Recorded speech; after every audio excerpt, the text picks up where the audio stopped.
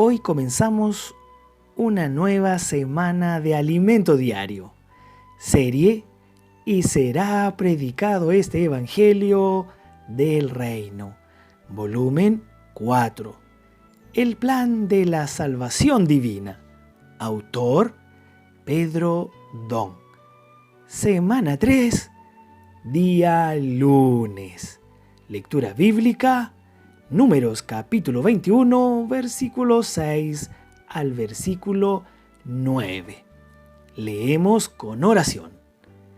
Y como Moisés levantó la serpiente en el desierto, así es necesario que el Hijo del Hombre sea levantado, para que todo aquel que en él cree no se pierda, mas tenga vida eterna. ¡Aleluya!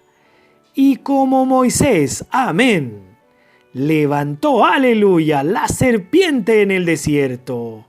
Así es necesario, Señor Jesús, es necesario, claro que es necesario. Oramos, Señor, oramos en este día porque es necesario que el Hijo del Hombre sea levantado. Señor Jesús, que tu nombre sea puesto en lo más alto de lo más alto, para que todo aquel que en él cree no se pierda, no se pierda. Señor Jesús, no queremos que nadie se pierda, Señor, sino que todos procedan al arrepentimiento. Más tenga vida eterna. Señor, llévanos por todo lugar para llevar tu evangelio, para que nadie se pierda, para que todos obtengan tu vida eterna como nosotros la hemos obtenido. Te alabamos, Señor. Bendito seas por siempre. Juan, capítulo 3, versículo 14 al versículo 15. Hoy presentamos sanados del pecado para vivir en la esfera celestial. El título de esta semana es El plan de la salvación divina. A pesar de las serias consecuencias que fueron producto de la caída del hombre, Dios proveyó una salvación completa para nosotros.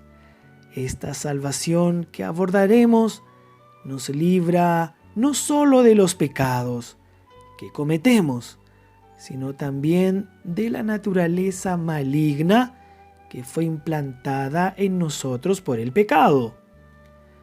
El origen de esa naturaleza maligna es el diablo, Satanás, que se ensoberbeció y se rebeló contra Dios.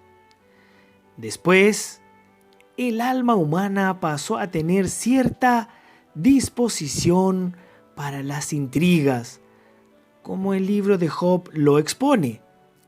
Este libro presenta a dos seres temibles que retratan la vida del alma contaminada por la naturaleza maligna del diablo. ¿Y cuál es la cura para esto? Asimismo, presentaremos la relación entre nuestra salvación y el cumplimiento del plan divino de instaurar el reino de los cielos aquí en la tierra. Este reino está siendo instaurado hoy por medio de la predicación del Evangelio y de nuestro vivir. Además, veremos que cuando andamos en el Espíritu, no solo nuestra carne fue aniquilada por la cruz, sino que experimentamos la realidad del reino de los cielos, lo cual forma parte del Hijo varón que vencerá a Satanás, Señor Jesús. En medio de las pruebas y luchas, el Señor puede cambiar nuestra realidad espiritual. Mediante su poder podemos salir del plano terrenal e ir a la esfera celestial, dejando de vivir por nuestra astucia. por nuestros pensamientos, por nuestra inteligencia y capacidad. Esto ocurre cuando entendemos que el gobierno de nuestra vida viene del cielo. El Evangelio de Mateo nos revela el reino de los cielos y cómo podemos vivir en su realidad. Gracias a Dios. La iglesia es como una isla en este mundo que es gobernado por Satanás. El Señor puso a su iglesia en la tierra y ella no es dominada por su enemigo ni por la potestad de las tinieblas, sino es gobernada por la esfera celestial, porque la iglesia es el reino de los cielos. Incluso en medio de tormentas y ataques del enemigo, Dios ya nos dio la victoria. Estamos en las calles orando por las personas y poco a poco ganamos más espacio. De cuadra en cuadra, de ciudad en ciudad, vamos a conquistar toda la tierra de vuelta para el Señor. ¡Aleluya! Recientemente, al participar de una reunión de la iglesia, durante la alabanza, fui profundamente tocado y le pedí al Señor que me abriera su corazón y me dijera lo que sentía. En ese momento el Señor me inundó de tal desesperación, al punto de casi derramar lágrimas. Él me hizo ver cuán maravilloso es lo que Él ha preparado para el hombre, pero el hombre no entiende y lo desprecia prefiriendo ser socio de su enemigo. Sin embargo, Dios está revelando a la iglesia lo que hay en el corazón de Dios. Gracias al Señor. En el capítulo 3 de Romanos leemos: como está escrito, no hay justo ni aun uno. No hay quien entienda, no hay quien busque a Dios. Todos se desviaron a una, se hicieron inútiles. No hay quien haga lo bueno, no hay ni siquiera uno. La desesperación de Dios es que no hay quien lo entienda, no hay quien lo busque. Dios creó al hombre para que él reine en la tierra por medio de ese hombre. Por eso Él lo creó a su imagen y a su semejanza, y le dijo que señoreara la tierra. Pero el hombre se extravió y se volvió un hombre inútil. Perciba ahora la desesperación del corazón de Dios.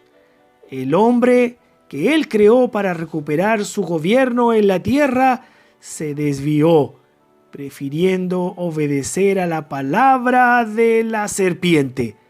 Por tanto, el hombre se volvió inútil para Dios, pues no hacía más su voluntad. Señor Jesús, que el Señor nos libre de todo esto.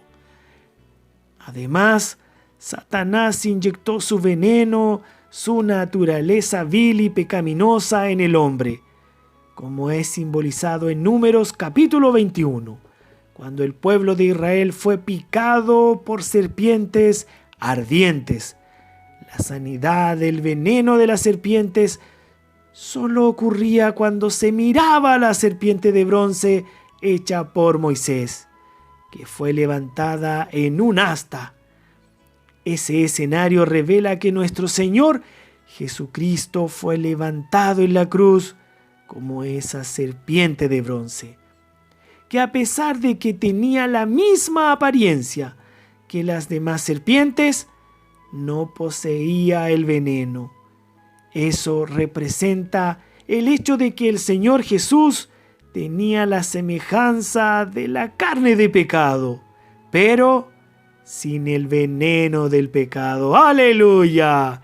De la misma manera, que el pueblo de Israel era sanado al mirar la serpiente de bronce, quien hoy mira al Señor Jesús, quien cree en Él, será sanado del pecado y tendrá la vida eterna. ¡Alabado sea Dios! ¡Aleluya! Juan capítulo 3, versículo 14 y versículo 15.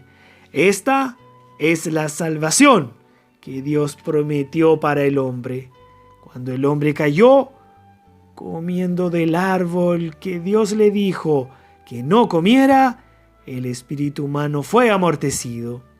Es decir, perdió la función de contactar al Señor. Y el alma humana fue contaminada y perdió la pureza, dejando de ser sencillo y obediente a Dios. Entonces, el alma pasó a tener vida propia, la vida del alma, y a tener algo independiente de Dios. ¿Qué es eso? El ego del hombre.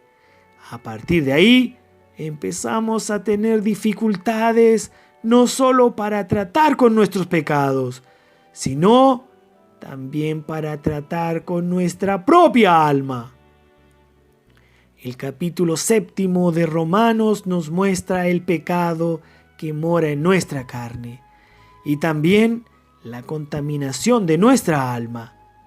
Lamentablemente, durante siglos y siglos, incluso entre los cristianos, muchos han vivido según el lado bueno del alma. Es por eso que el Señor nos revela su palabra. Su deseo es que con esa revelación entendamos y seamos capaces de discernir las artimañas de Satanás a fin de vivir por el Espíritu, buscando siempre y en primer lugar el reino de nuestro Dios, Señor Jesús. Alabada sea su palabra. Pregunta para hoy: ¿qué simboliza el episodio de la serpiente de bronce descrito en Números 21? Que todos tengan un maravilloso comienzo de semana.